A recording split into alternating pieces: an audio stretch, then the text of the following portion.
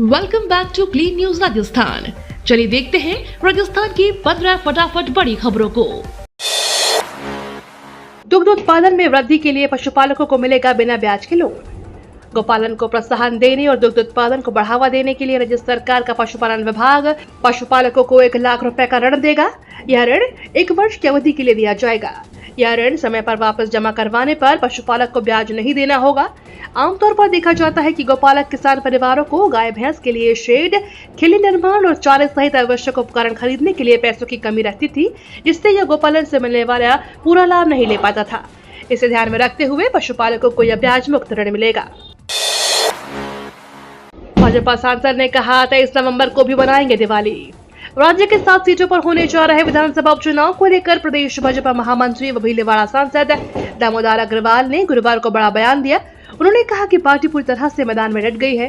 क्षेत्रों में जनता का भरपूर स्नेह मिल रहा है। इससे साफ है कि भाजपा सभी सीटों पर जीत दर्ज करने की ओर अग्रसर है। दरअसल पार्टी ने सांसद अग्रवाल को देवलियोनियारा सीट की जिम्मेदारी सौंपी है। सांसद ने कहा कि सभी देशभक्त, राष्ट्रभक्त व विकासवादी आज भी दीपावली मना रहे हैं और 23 नवंबर को भी दीपावली मनाएंगे। राजस्थान के सरकारी कर्मचारियों के बल्ले बल्ले, दिवाली से ठीक पहले मिला एक और बड़ा गिफ्ट। दिवाली से ठीक पहले भजनलाल सरकार ने प्रदेश के सरकारी कर्मचारियों को एक और बड़ा तोहफा दिया है। राजस्थान सरकार ने सरकारी कर्मचारियों और पेंशनर्स के डीए में 3% बढ़ाने के साथ अब एचआरए में बढ़ोतरी की है। खास बात यह है कि सरकार ने दिवाली से ठीक 1 दिन पहले इसके आदेश जारी कर दिए हैं। ऐसे में इस बार सरकारी कर्मचारियों की बल्ले बल्ले हो गई है। सीएम भजनलाल ने सरदार पटेल को दी पुष्पांजलि। जयपुर मुख्यमंत्री भजनलाल शर्मा ने गुरुवार को मुख्यमंत्री निवास पर सरदार वल्लभ भाई पटेल की जयंती पर पुष्पांजलि अर्पित कर उन्हें श्रद्धांजलि दी। इस अवसर पर मुख्यमंत्री ने कहा कि सरदार पटेल ने आधुनिक भारत के निर्माता के रूप में देश की एकता और अखंडता को बनाए रखने में महत्वपूर्ण भूमिका निभाई। आजादी के बाद पटेल की दृढ़ शक्ति ने देश को एकता के सूत्र में पिरोया और जो हम सभी के लिए प्रेरणा का स्रोत है। मुख्यमंत्री ने प्रधानमंत्री नरेंद्र मोदी के राष्ट्रीय एकता दिवस की ऐतिहासिक पहल का स्वागत करते हुए कहा कि मोदी के कुशल नेतृत्व में एक भारत श्रेष्ठ भारत के संकल्प को मजबूती मिल रही है। इस मौके पर मुख्यमंत्री निवास के अधिकारी और कर्मचारी भी उपस्थित रहे। राजस्थान में ऊर्जा का हब बन रहा रेगिस्तान। राजस्थान में बाड़मेर ऊर्जा का हब बन गया है। कोयला, तेल, गैस, सौर ऊर्जा, पवन ऊर्जा का लगातार विस्तार इस इलाके की ताकत बना जा रहा है। केंद्र और राज्य सरकार के निवेश करोड़ों और अरबों रुपए में हो रहे हैं। जमीन के नीचे मिले खनिज के अकूत खजाने के साथ अब सकारात्मक ऊर्जा भी लगे तो बाड़मेर की चमक दमक दुबई जैसी होती नहीं लगेगी। प्रदेश में सर्वाधिक राजस्व दे रहा बाड़मेर जिले की प्रति व्यक्ति आय तो बढ़ेगी ही। 2030 तक इस आखिरी जिले से ऊर्जा क्षेत्र की कई नई पहल जुड़ती नजर आएगी। चिकित्सा शिक्षा विभाग के इन पदों पर ली गई इंटरव्यू प्रक्रिया निरस्त।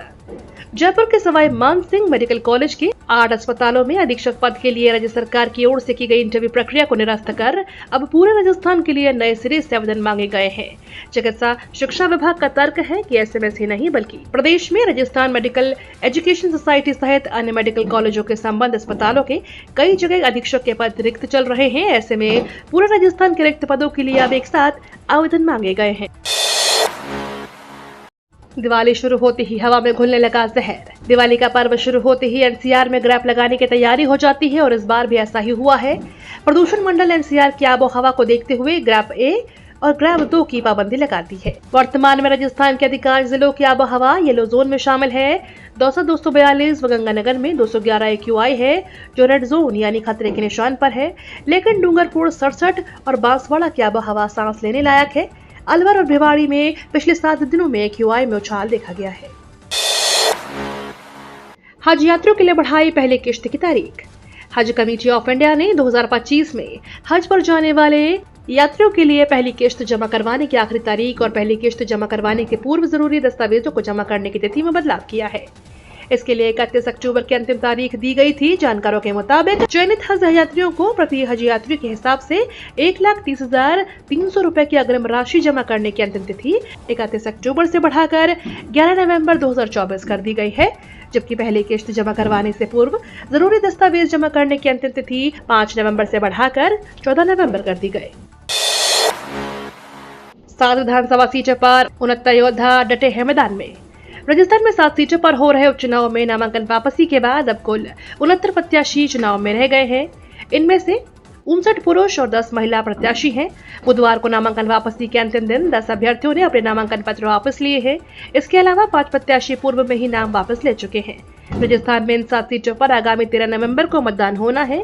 इसके 10 दिन बाद 23 नवंबर को मतगणना होगी। MBBS करने वालों के लिए जरूरी खबर, मेडिकल कॉलेजों से मांगी गई ये जानकारी। नेशनल मेडिकल कमीशन ने सभी मेडिकल कॉलेजों से शैक्षणिक सेशन 2024-25 में MBBS फर्स्ट ईयर में प्रवेश लेने वाले छात्रों का विवरण प्रस्तुत करने के निर्देश दिए हैं। 29 अक्टूबर 2024 को जारी एक नोटिफिकेशन इन्फॉर्मेशन में NMC ने यह निर्देश दिया कि कॉलेज और संस्थानों को यह जानकारी NMC की आधिकारिक वेबसाइट nmc.org.in पर जाकर एक ऑनलाइन सिस्टम के माध्यम से जमा करानी होगी। आवेदन जमा करने की अंतिम तिथि 8 नवंबर 2024 रात 12 बजे निर्धारित की गई है। IPL 2025 के लिए सभी सीटों की रिटेंशन लिस्ट जारी। दुनिया की सबसे बड़ी cricket league Indian Premier League 2025 के लिए सभी 10 टीमों ने अपनी रिटेंशन लिस्ट जारी कर दी है। रिटेंशन में सभी सीटें अधिकतम 6 खिलाड़ियों को अपने पास रख सकती थी। इनमें अधिकतम 5 कैप्ड और अधिकतम 2 अनकैप्ड खिलाड़ी हो सकते थे, चाहे वे भारतीय हों या विदेशी। फ्रेंचाइजी के लिए सभी 6 स्लॉट भरना जरूरी नहीं था, क्योंकि वह नीलामी में RTM कार्ड के जरिए भी किसी पुराने खिलाड़ी को अपनी टीम में बरकरार रख सकती है। IPL 2025 मेगा नीलामी के लिए सभी फ्रेंचाइजी के पर्स में कुल 120 करोड़ रुपए की रकम है। अनकैप्ड खिलाड़ी का बेस रिटेंशन मूल्य 4 करोड़ रुपए है। यात्रीगण कृपया ध्यान दें, दीपावली के बाद रद्द रहेंगी ये ट्रेनें। दीपावली के बाद उत्तर पश्चिम रेलवे के जयपुर रेल मंडल ने सिग्नलिंग कार्य जयपुर व फुलेरा के बीच करवाया जाएगा। इसके चलते कोटा होकर गुजरने वाली दयोदय एक्सप्रेस आते जाते समय एक दिन आंशिक रूप से रद्द रहेगी, जबकि भोपाल जोधपुर ट्रेन 2 दिन आने और जाते समय पूरी तरह से रद्द रहेगी। कोटा रेल मंडल के वरिष्ठ वाणिज्यिक प्रबंधक रोहित मालविया ने बताया कि जयपुर रेल मंडल में बोबास, आसलपुर व जोरबेर हिरनौदा रेलखंड के बीच स्वचालित ब्लॉक सिग्नलिंग का काम करवाया जा रहा है। ऐसे में train number 14813 Jodhpur Bhopal express 8 और 11 नवंबर को अपने प्रस्थान स्टेशन से रद्द रहेगी। ऐसे में यह ट्रेन जोधपुर से रवाना नहीं होगी। भारत पाक बॉर्डर पर 12 करोड़ से ज्यादा की हेरोइन बरामद। भारतीय युवाओं के खून में नशे का जहर घोल उनके शरीर को खोखला बना देश की उन्नति में रोड़ा अटकाने की पाक की नापाक हरकत एक बार फिर सामने आई है। पाक तस्कर अपनी नापाक हरकतों से बाज नहीं आ रहे हैं। एक बार फिर उन्होंने बॉर्डर से 3 किलोमीटर दूर खाजूवाला के चक 38 के YD में BSF की मानसरोवर और करनी पोस्ट के पास ड्रोन से 2.5 किलोग्राम हेरोइन गिराई है, जिसकी अंतर्राष्ट्रीय बाजार में कीमत 12.5 करोड़ रुपए है। जयपुर से वाराणसी और अमृतसर की सीधी फ्लाइट 15 नवंबर से शुरू होगा संचालन।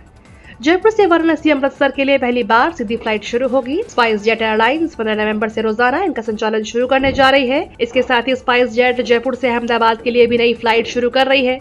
तीनों फ्लाइट का किराया 2600 रुपए से शुरुआत है।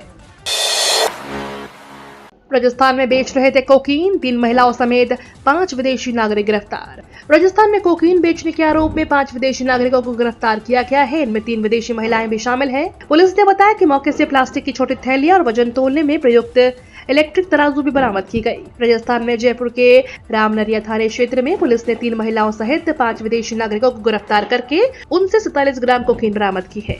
ये तो थी राजस्थान की बड़ी खबरें। रोजाना सबसे पहले अपडेट पाने के लिए क्लीन न्यूज राजस्थान को अभी सब्सक्राइब करें।